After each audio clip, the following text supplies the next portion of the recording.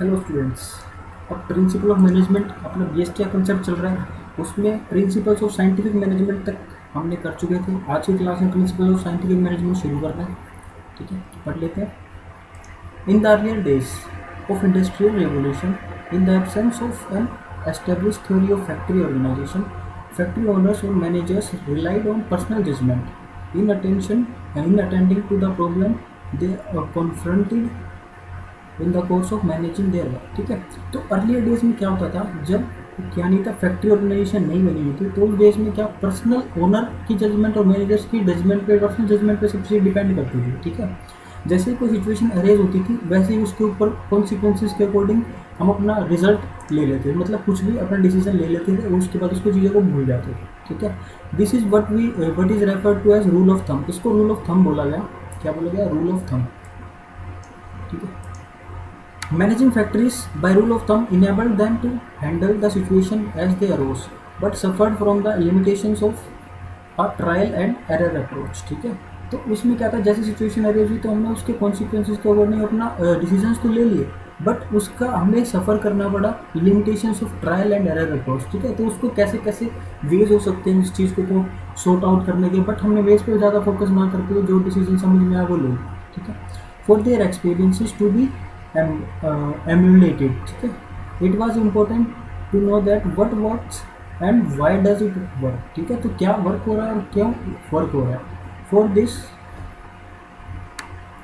There was a need to follow an approach that was based on methods of scientific science definition, science defining a problem. ठीक है, तो हमें क्या, किस approach पे चलना था, किसी साइंस पे चलना था जो किसी प्रॉब्लम को डिफाइन करती है। ठीक है, developing alternative solutions, anticipating consequences, measuring progress and drawing conclusions. ठीक है, तो उसमें क्या था, हमें साइंटिफिक अप्रोच के अकॉर्डिंग चलना था कि क्या प्रॉब्लम अरेज होगी, उसके क्या क्या डिफरेंट सॉल्यूशंस हो सकते हैं। ठीक है, और उस सॉल्यूशंस के क्या क्या कॉन्सिक्वेंसेज हो सकते हैं। ठीक है, measuring progress and drawing conclusions. ठीक है, प्रोग्रेस को मेजर करना और उसके कंक्लूजन्स को निकालना, ये सब क्या साइंटिफिक अप्रोच होती है। ठीक है, तो रूल ऑफ थंब को फॉलो ना करते हुए हमको साइंटिफिक ऐसे अप्रोच चाहिए थी। ठीक है, जिसके अकॉर्डिंगली हम चीज़ों को न्यू वे में इन्वेंट कर सकें। In this scenario Taylor emerged as the father of scientific management. तो टेलर, मिस्टर टेलर जो थे उनको फादर ऑफ साइंटिफिक मैनेजमेंट बन के आए वो। ठीक है, he propose scientific management as oppose to rule of thumb. ठीक है, उनके अपोजिट में साइंटिफिक मैनेजमेंट लेके आए, रूल ऑफ थंब के अपोजिट में। He broke up human activities into small parts and find out how it could be done effectively. ठीक है, तो उन्होंने ह्यूमन एक्टिविटीज़, ठीक है, किसी काम को डिस्ट्रीब्यूट कर दिया डिफरेंट वर्क्स में। ठीक है, डिफरेंट पार्ट्स में, और हर एक बंदे को उस पर लगा दिया। ठीक है, तो एफिशिएंटली उससे वर्क हो जाए in less time with increase productivity. ठीक है, अगर एक आदमी एक काम को कंटिन्यूसली कर रहे हैं तो उसमें एट द एंड प्रोफिशिएंट हो जाता है। ठीक है, तो प्रोफिशिएंट हो जाता है तो उसकी प्रोफिशिएंसी का फ़ायदा मिलता है। ठीक है, एक लेस टाइम में हम ज़्यादा रिजल्ट मिल पाएंगे।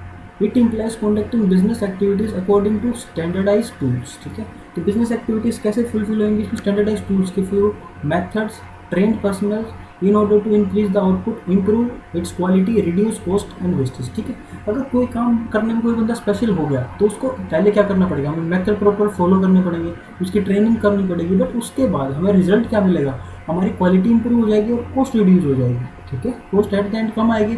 अगर एक आदमी एक काम कंटिन्यूसली कर रहा है तो वो, अगर वो पहले एक टाइम में 10 चीज़ें बनाता जाता है तो वो उसी टाइम में धीरे धीरे प्रोफिशिएंट हो 15 चीज़ें बनाने लग जाएगा। ठीक है, तो जिससे हमारी कॉस्ट कम हो जाएगी। जिससे in the word of Taylor, scientific management means knowing exactly what you want men to do and seeing they do it the best and cheapest way। ठीक है, तो टेलर की साइंटिफिक मैनेजमेंट क्या कहती है कि हमें फाइंड आउट करना है कि हमें क्या चाहिए। ठीक है, और हमें फाइंड आउट करना है कि मैन क्या करें। ठीक है, and seeing that they do it the best. ठीक है, तो बेस्ट वे क्या होगा और चीपेस्ट वे क्या होगा, उसको कैसे फुलफिल किया जा सकता है, जो हमारी नीड और रिक्वायरमेंट है किसी भी बिजनेस के ओनर की। The Bethlehem steel company where Taylor himself work achieved threefold increase in productivity by application of scientific management principles, therefore it would be in order to discuss these principles। ठीक है, तो उन्होंने three fold increase in productivity by application of scientific, तो scientific application को Taylor ने कहाँ पे लगाया था, बेथलेम स्टील कंपनी में उन्होंने वर्क किया था, तो वहाँ पे उन्होंने इस मेथड को लगाया था और वहाँ पे जाकर साइंटिफिक मैनेजमेंट प्रिंसिपल्स को इन्वेंट किया। ठीक है, वो प्रिंसिपल्स क्या क्या थे, ठीक है, उनके बारे में डिस्कस करेंगे। सबसे फर्स्ट आता है science not rule of thumb. Science क्या होती है, रूल ऑफ थंब नहीं होता कि टाइम पे जो चीज़ आया तो डिसीजन ले लिया फिर चीज़ों को भूल गए, वो चीज़ नहीं होता। Taylor pioneered the introduction of the method of scientific inquiry into the domain of management practice। ठीक है, तो साइंस को इंट्रोड्यूस किया मैनेजमेंट की प्रैक्टिस में। We have already referred to the limitations of rule of thumb approach of management. तो हमें पता चल रहा है कि ऑलरेडी रूल ऑफ थंब की क्या लिमिटेशंस होती है, as different managers would follow their indigenous rule of thumb. ठीक है, अगर एक मैनेजर एक सिचुएशन पे एक रूल को फॉलो कर रहा है तो ज़रूरी थोड़ी कि दूसरा मैनेजर उसी टाइम पे उसी रूल को फॉलो करेगा, तो सब कुछ इंडिजीनियस और एक दूसरे बंदे पे डिपेंड करता है। ठीक है, it is but a statement of the obvious that all would not be equally effective. ठीक है, सब कुछ इक्वली इफेक्ट नहीं होगा। Taylor believe that there was only one best method to maximise efficiency. एक बेस्ट मेथड होगा, this method can be develop through study and analyse. ठीक है, वन बेस्ट मेथड कैसे, स्टडी और एनालाइज करने से डेवलप होगा। The method so develop should constitute rule of thumb throughout the organisation.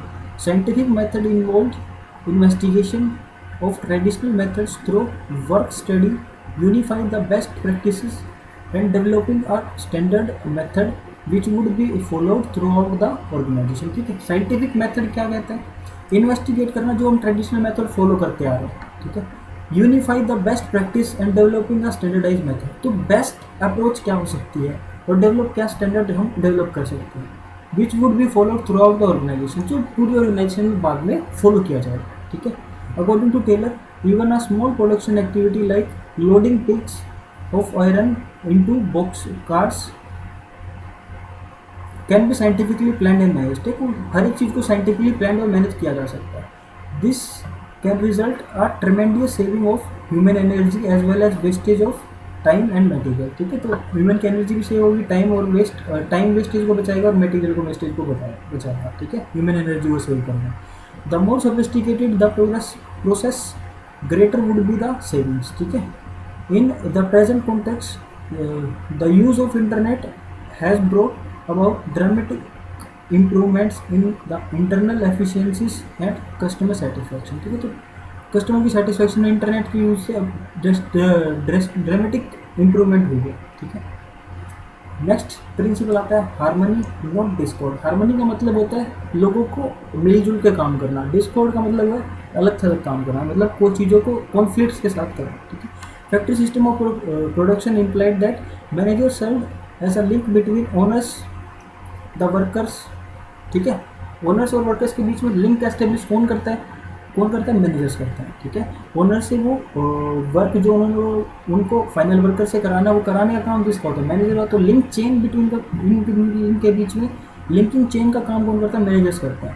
Since as managers they had the mandate to get work done from the workers. ठीक है, तो उनका क्या है मैंडेट कि वर्क डन करना worker से। ठीक है, मैनेजर्स का काम है।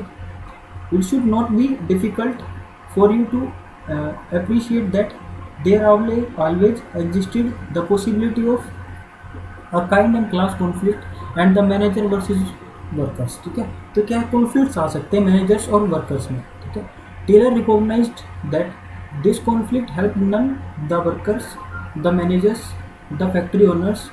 ही emphasised that there should be complete harmony between management and workers. ठीक है, दोनों के बीच में हार्मनी होनी चाहिए, मैनेजमेंट और वर्कर्स के बीच में। ठीक है, but should realize that each one is important। ठीक है, हर एक चीज़ important है। To achieve this state, Taylor called for complete mental revolution on the part of both management and workers। तो टेलर ने मैनेजमेंट और वर्कर्स को रिवोल्यूशन लेके आया। ठीक है, it means that management and workers should transform their thinking। ठीक है, मैनेजर और वर्कर्स की थिंकिंग में कैसे ट्रांसफॉर्म किया जा सकता है। In such a situation even trade unions will not think of going on strike. ठीक है, जैसे कि ट्रेड यूनियन जो होती है, जो वर्किंग क्लास की हेड होती है, जो यूनियन होती है, वो भी स्ट्राइक पे ना जाए। ऐसा क्या किया जा सकता है, management should share the gains of the company if any with the workers. ठीक है, अगर मैनेजमेंट अपने जो गेन्स हो रहे हैं उसको भी शेयर करके वर्कर्स के साथ। At the same time worker should work hard and be willing to embrace change for the good of the company, ठीक है। तो कैसे अगर उनको पार्टिसिपेट करने का मौका मिल रहा है कंपनी के प्रॉफिट्स में, ठीक है, तो वो क्यों ना एफर्ट डाल के और अच्छा काम करने की कोशिश करेंगे, ठीक है। Both should be part of the family. तो ना मैनेजर्स के बिना काम चल सकता है, ना ओनर्स के बिना काम चल सकता है, ना वर्कर्स के बिना काम चल सकता है। तो ये सब क्या होता है, एक फैमिली की तरह काम करता है। According to Taylor, scientific management has for its foundation the firm conviction that the true interest of the two are one, ठीक है। तो दोनों का इंटरेस्ट क्या है, वन है और सेम होना चाहिए, ठीक है, गोल सेम है। That prosperity for the employer cannot exist for a long time unless it is accompanied with prosperity for the employees and vice versa, ठीक है। तो एम्प्लॉयर्स को क्या होना चाहिए, एम्प्लॉयज़ के साथ ह्यूमनली बिहेव करना चाहिए और वाइस वर्सा उसको रिजल्ट मिलेंगे। Clear. Japanese work culture is a classic example of such situation. In Japanese companies paternalistic style of management is in practice. There is complete openness between management and workers, ठीक है। तो दोनों आप frankly अपनी चीज़ों को बोल सकते हैं, ठीक है। If at all workers go to strike they wear a black badge but work more than normal working hours to gain the sympathy of the management, ठीक है। उसमें क्या होता है, अगर वो स्ट्राइक पे जाए तो ब्लैक बैज लगा के फिर वर्क करेंगे जितना आवर्स वो वर्क करते थे उससे भी ज़्यादा, जिससे क्या मैनेजमेंट को उससे सिंपैथी मिले, ठीक है, और उनकी बातों को मानने की कोशिश करें, ठीक है। जापानीज़ में ऐसा होता है, जापान में। नेक्स्ट आता है कोऑपरेशन नॉट इंडिविजुअलिज्म, ठीक है। तो कोऑपरेशन के साथ काम करना होता है, कोई इंडिविजुअली काम ना करे। There should be complete cooperation between labour and management instead of individualism, ठीक है। इंडिविजुअलिज्म, लेबर और मैनेजमेंट के बीच में प्रॉपर कोऑपरेशन से काम होना चाहिए, ठीक है। The principle is an extension of principle of harmony and discord, ठीक है। ये उसकी एक्सटेंशन है, हार्मनी एंड डिस्कॉर्ड जो प्रिंसिपल था। Competition should be replaced by cooperation. Both should realise that they need each other. दोनों को पता है कि एक दूसरे के बिना एक दूसरे का काम नहीं चलेगा। For this management should not close its ears to any constructive suggestions made by the employees, ठीक है। ऐसा होता है कि मैनेजर्स लोग, मैनेजमेंट के जो स्टाफ है वो एम्प्लॉयज़ को किसी भी डिसीजन में, जिनको ग्राउंड लेवल पे पता होता है कि चीज़ें कैसे सॉर्ट आउट हो सकती हैं, तो उनके सजेशंस को भी नहीं लेते हैं। बट ऐसा करना चाहिए। ये क्या होता है कि एम्प्लॉयज़ कई बार अच्छे डिसीजन दे देते हैं जो मैनेजमेंट नहीं ले पाती, ठीक है। दे should B rewarded for their suggestions, तो उनको उसके सजेशंस के लिए रिवार्ड देना चाहिए, ठीक है। Which results in substantial reduction in cost, ठीक है, जिससे क्या को कॉस्ट बहुत ज़्यादा कम हो जाएगी।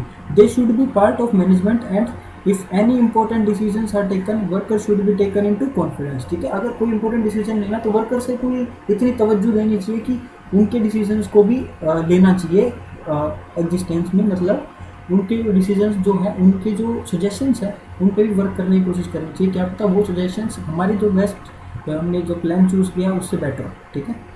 Eight the same time worker should desist from going on strike and making unreasonable demands on the management, ठीक है। तो वर्किंग क्लास को भी सीखना चाहिए कि वो स्ट्राइक पे ना जाए और अनरीजनेबल डिमांड्स मैनेजमेंट से ना करें। In fact when there will be open communication system and goodwill, there will be no need for even a trade union. अगर ओपनली सब चीज़ें आप दूसरे के सामने छोटा मतलब क्लियर हो जाएंगी तो क्या है, कम्युनिकेशन सिस्टम सुधर जाएगा और ट्रेड यूनियन की भी जरूरत नहीं पड़ेगी।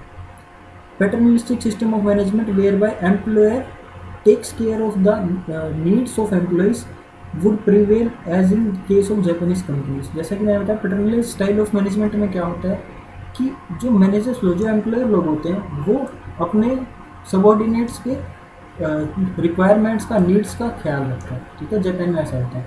According to Taylor there should be an almost equal division of work responsibility between workers and management, ठीक है। तो इक्वल डिस्ट्रीब्यूशन होना चाहिए। All the day long the management should work almost side by side with the workers, helping, encouraging and smoothing the way for that, ठीक है। Encourage और smooth करने में वो हेल्प करेंगे। नेक्स्ट पॉइंट आ गया, development of each and every person to his her greatest efficiency and prosperity. Development करना किस किस में, each and every person to his her greatest efficiency and prosperity, ठीक है। हर एक चीज़ में डेवलप करना, लोगों की पर्सनल स्किल्स में डेवलप करना, ठीक है। जिससे एफिशिएंटली और प्रोस्पेरिटी में इंक्रीज हो जाए। Industrial efficiency depends on large extent on personal competencies, ठीक है। तो वर्किंग क्लास पे ही सब चीज़ें डिपेंड करती हैं कि हमारे पास कितना अच्छा स्टाफ है, ठीक है। वो चीज़ें ही वही किसी कंपनी को पीक पे ले जाने का हेल्प करती है, ठीक है। As such scientific management also stood for worker development. Workers में कैसे डेवलपमेंट हो सकती है? वर्कर की training was essential also to learn the best method developed as a consequences of scientific approach, ठीक है। तो वर्कर्स की अगर हम ट्रेनिंग प्रोवाइड करेंगे तो वो बेस्ट वे कर सकते हैं, बेस्ट वे सीख सकते हैं किसी भी चीज़ को करने का। Taylor was of the view that the concern for efficiency could be built in right from the process of employ selection, ठीक है। तो वर्कर्स, अच्छे वर्कर्स बनाना एम्प्लॉय की सिलेक्शन से ही शुरुआत हो जाती है। Each person should be scientifically selected, scientifically select करना चाहिए किसी काम के लिए कोई भी वर्कर को। Then work assigned should suit his और physical, mental and intellectual capability, ठीक है। अगर किसी ऐसे बंदे को ऐसे काम करने के लिए चूज़ कर लिया जो उसके लिए सूटेबल ही नहीं है, ठीक है, तो वो कैसे कर पाएगा उसको बेस्ट वे? वो नहीं कर पाएगा। To increase efficiency they should be given the required training, training देनी चाहिए किसी वर्किंग क्लास को। Efficient employees would produce more and earn more, ठीक है। एफिशिएंट एम्प्लॉय ज़्यादा प्रोड्यूस करेगा और ज़्यादा अर्न करेगा। This will ensure that greatest efficiency and prosperity for both companies and workers, तो वो दोनों के लिए beneficial. For the foregoing discussion it is clear that Taylor was an ardent supporter of use of scientific method of in the production और scientific method of production in business, ठीक है। तो ardent मतलब ज़िद्दी था किस चीज़ को लेके कि साइंटिफिक अप्रोच को, साइंटिफिक मेथड्स को प्रोडक्शन के बिजनेस में यूज़ करना चाहिए, ठीक है। तो आज की क्लास में इतना ही रखते हैं, अगली क्लास में टेक्निक्स ऑफ साइंटिफिक मैनेजमेंट पढ़ेंगे, ठीक है।